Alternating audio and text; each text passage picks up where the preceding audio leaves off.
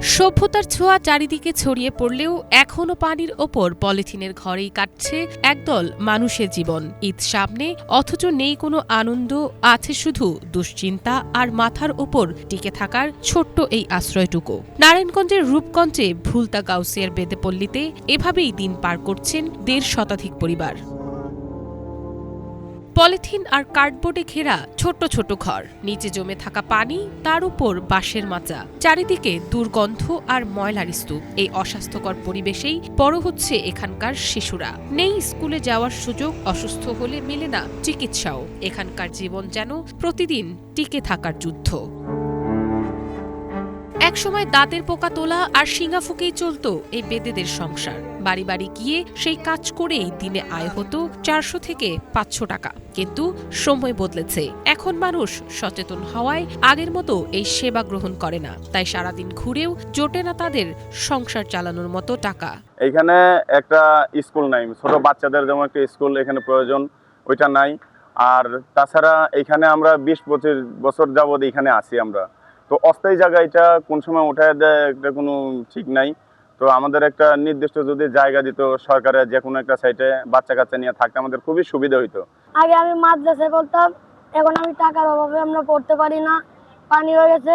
সরকার আমাদের বলছিল একটা স্কুল দিব, সেই স্কুলও দেয় নাই। এই ডেঙ্গু জ্বর, এই নিউমোনিয়া, এই ঠান্ডা, বুঝছেন, এগুলি লাগেই আছে। বাঘও পানিতে তলাই রয়েছি, তার মধ্যে আমার নাই ছেলে সন্তান, একটা ছেলে ছিল দুনিয়া ছেড়ে চলে গেছে, ভাঙা বাসায় পড়ে রয়েছি, পানির মধ্যে রয়েছি। বাবা খাইতে পারি না, লিখতে পারি না, চলতে পারি না, কোনো রকম ভিক্ষা করে সাহায্য করে খাই। বাবা আমাদের আল্লাহ বিনে কেউ নাই।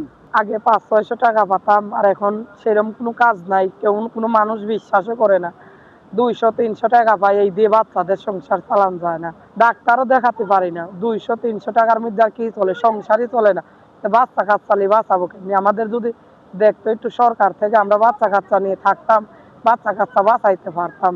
সামান্য এই আয়ে খাবার, চিকিৎসা কিংবা সন্তানের পড়াশোনা কিছুই সম্ভব নয়। ঝড় বৃষ্টিতে ঘর ভিজে যায়, অনেক সময় একবেলা না খেয়েই কাটে দিন। তাই সরকারের কাছে তাদের আবেদন বসবাস করার মতো জায়গা এবং কর্মসংস্থানের সুযোগ করে দেওয়ার। সরকার থেকে, আওয়ামী লীগ সরকার থেকে বিএনপি সরকার পর্যন্ত আজ পর্যন্ত ১ টাকার অনুদান আমরা পাইনি। এলাকায় বড় বড় শিল্পপতিরা আছে, আমরা এই দুর্ভোগে মরতেছি। আমাদের বাচ্চা কাচ্চা লেখাপড়া করাতে পারি না টাকার অভাবে। আমাদের মনে করেন বন্যাতে আমাদের পান দেওয়ার কথা বলে আমাদের এই এলাকায় যত শিল্পপতি আছে আমাদের পাশে কেউ দাঁড়ায়নি। একমাত্র টিউনু সব আমাদের পাশে দাঁড়িয়েছিল, উনি আমাদের কিছু পান দিছিল রোজার মধ্যে, রোজার ঈদের আগে। এখানে অনেক বাচ্চা আছে, প্রায় ৪০ থেকে ৪৫ জন ছোট ছোট বাচ্চা আছে। আমরা ১৫০ লোক আছি এখানে। এই ১০০ লোকের ভিতরে আমাদের একটা স্কুলের প্রয়োজন, আমাদের একটা পানি খাওয়ার ট্যাঙ্কির প্রয়োজন। এক ট্যাঙ্কিতে আমাদের চলে না। গোসল করতে গেলে আমাদের ২ বার মোটর ছাড়লে কারেন্ট বিল এসে যাওয়া অতটুকু আমরা দিতে পারি না। তবে এই বেদে শিশুরা যাতে শিক্ষা গ্রহণ করতে পারে সেই ব্যবস্থা নেওয়ার আশ্বাস দেন উপজেলা শিক্ষা অফিসার। ওই এলাকায় যদি প্রাইমারি স্কুল না থাকে, কাছের পার্শ্ববর্তী যে প্রাইমারি স্কুলগুলো আছে সেই স্কুলে যেন ওরা পড়তে পারে, সেই স্কুলে পড়ার ব্যবস্থা যেন হতে পারে, সেই জন্য আমি সেই স্কুলে প্রধান শিক্ষকদেরকে আমি নির্দেশনা দিয়ে দিব, যাতে ওদের কোনো পড়াশোনায় কোনো ঘাটতি না আসে, ওরা যেন সহজে অন্যান্য বাচ্চাদের সাথে যেন সহজভাবে ওরা লেখাপড়া করতে পারে, সেই ব্যবস্থাটা অবশ্যই আমাদের থাকবে এবং আমাদের নির্দেশনাও সেভাবে আমরা দিব। বেদেদের জীবনমান উন্নয়নে ঊর্ধ্বতন কর্তৃপক্ষের সাথে আলোচনা করে সরকারি খাস জমি বন্দোবস্ত দেওয়ার কথা জানান এই ভূমি কর্মকর্তা।